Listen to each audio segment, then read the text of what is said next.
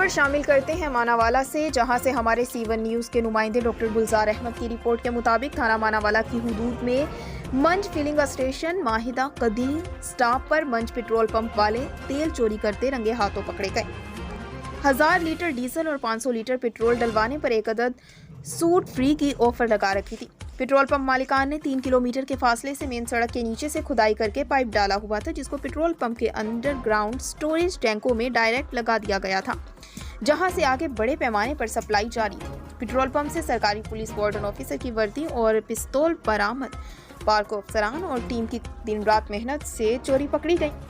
Retired major اعجاز Munir, security officer پارکو، محمد صفدر اقبال بڑائی، supervisor پارکو، خالد حیات سپروائزر، محمد سلیم سپروائزر، SHO ماناوالا نے پولیس اور پارکو ٹیم کے ہمراہ کارروائی کرتے ہوئے منج فلنگ اسٹیشن کو تیل سپلائی کے لیے بند کر دیا۔